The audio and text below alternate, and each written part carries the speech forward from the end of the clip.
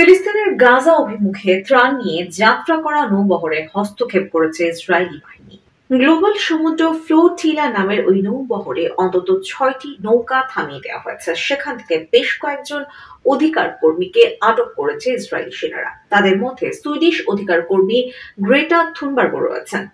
বুধবার রাতে ভূমধ্য সাগরে গাজা থেকে প্রায় 218 কিলোমিটার দূরে ওই নৌযানগুলোয় ঢুকে পড়ে ইসরায়েলি বাহিনী। সেগুলো থেকে আটক অধিকার কর্মীদের এখন ইসরায়েলের আইনি প্রক্রিয়ার মধ্য দিয়ে যেতে হবে। তবে ইয়ম কিপুর উপলক্ষে ছুটি থাকায় ইসরায়েলের প্রায় সব ধরনের সরকারি কার্যক্রম বন্ধ রয়েছে।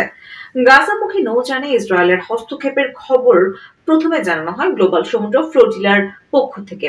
তাদের দেয়া তথ্য অনুযায়ী বহরে যে 6টি নৌযানে ইসরায়েলের হস্তক্ষেপের খবর পাওয়া গেছে সেগুলো হলো দেইর ইয়াসিন, হিউগা, স্পেক্টার, আদারা, আলমা ও সিরিয়াস।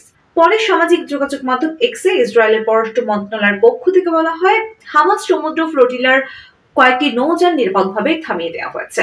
সেগুলোর আরোহীদের ইসরায়েলের একটি বন্দরে নেওয়া হচ্ছে, যে গ্রেটা ও তার বন্ধুরা নিরাপদ ও সুস্থ আছেন।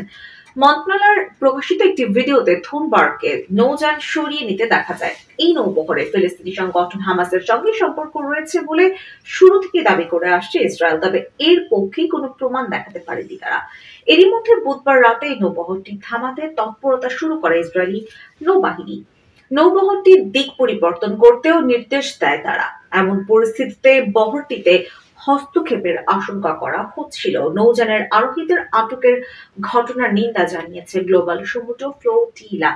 আন্তর্জাতিক জলসীমায় তাদের উপর ইসরায়েলের হস্তক্ষেপের বিষয়ে এক্সে এক বিবৃতিতে তারা বলেছে, ন্যায়ের পক্ষে কথা বলা মানুষদের অপহরণ করা হয়েছে। ফ্লোটিলা কোনো আইন ভাঙেনি। যেটি অবৈধ তা হলো ইসরায়েলের জাতিগত নিধন, অবৈধ গাজা অবরোধ এবং অনাহারকে অস্ত্র হিসেবে ব্যবহার।